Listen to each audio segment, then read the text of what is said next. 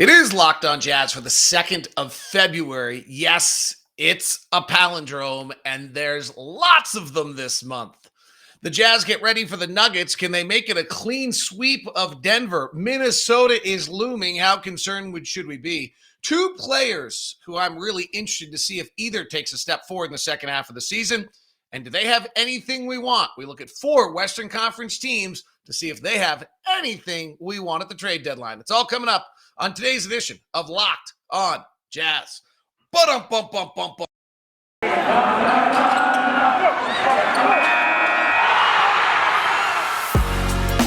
You are Locked On Jazz, your daily podcast on the Utah Jazz. Part of the Locked On Podcast Network, your team every day. How are you? I'm David Locke, radio voice of the Utah Jazz, Jazz NBA insider. This is Locked On Jazz, your daily podcast on the Utah Jazz, give you insight, expertise, key numbers, and hopefully making it way better to be a Jazz fan each and every day. Locked On Jazz is free and available on all platforms, including YouTube, where you can subscribe, set the little bell, be notified when we launch an episode. And thank you very much for making Locked On Jazz your first listen of the day. For those of you who've been with Locked On Jazz for a long time, it was the first show of the Locked On Podcast Network. You either get the luxury or the victim of being part of my experiments. Today is another experiment. We're doing Locked On in 3 segments for YouTube and 1 full segment for the podcast. That seems to be how most of the data is showing you guys like it, and it's better for you. But we'll see. So apologize if it's a little rocky in any way, shape, or form on that. And keep, so that's what's going on and why we're doing that. The only thing that's really should be different from a podcast standpoint is frankly, your ad reads are in different spots.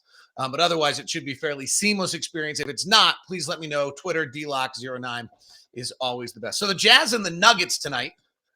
Get back on it without Joe Ingles and figure out what we can do and what we're capable of, but figuring it out without Donovan and Rudy.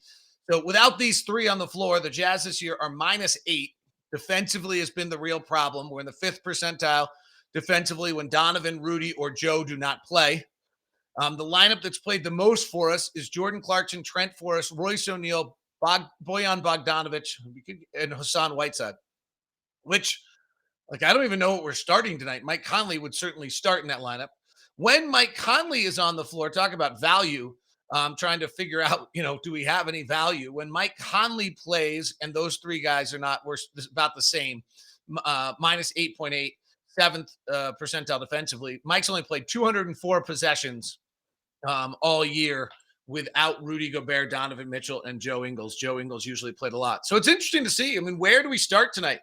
Does Jordan Clarkson start? Do you take him from off the bench? He's clearly one of your 5 best players. Do you start Mike Conley with Jordan Clarkson, Royce O'Neal, Bojan Bogdanovic, and Hassan Whiteside tonight and go with that as your starting 5?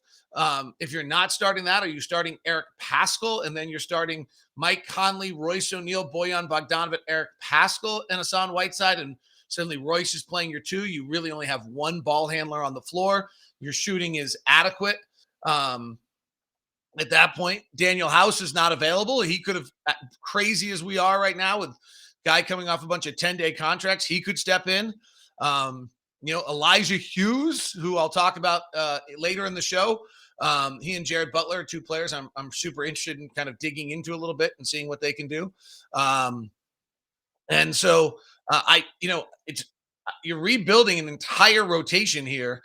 I think Eric Paschall has proven that he can get some run as your backup center here and see whether or not he can and then that makes it hard for me. If you're playing him as the backup center, how do you do a rotation where he also might be one of your starters?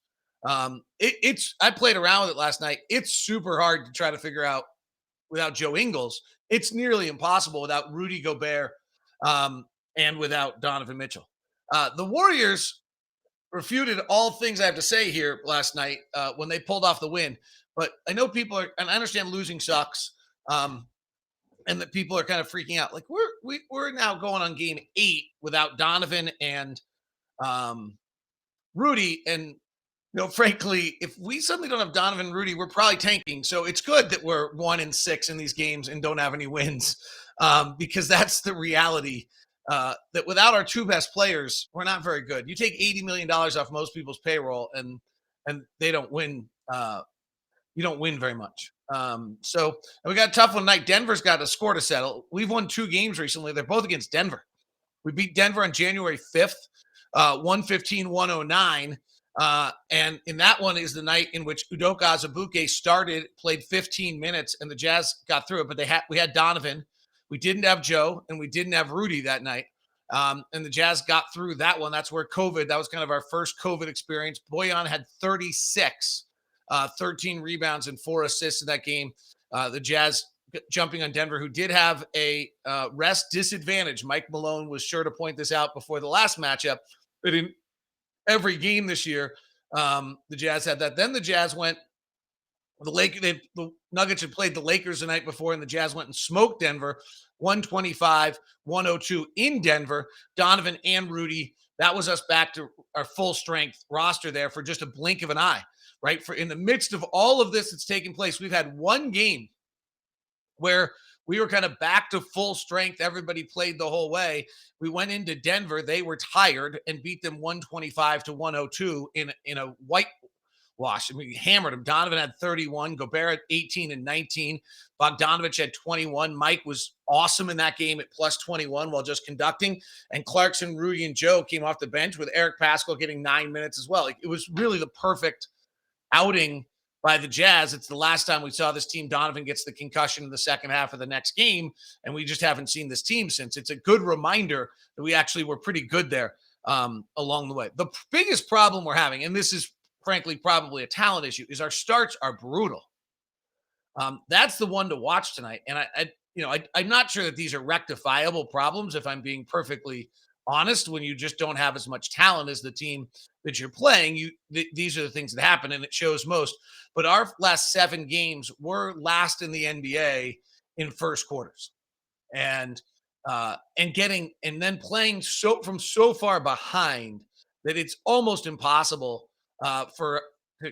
We've put out good fight and good effort, and there's a lot of things where the Jazz coaching staff has talked about where we're better, and I'm going to expand on that in a little bit. Obviously the loss of Joe is the first thing where we're clearly not better, but there are a lot of areas where, our coaching staff does feel as though, hey, in this stretch of madness, we've gotten better.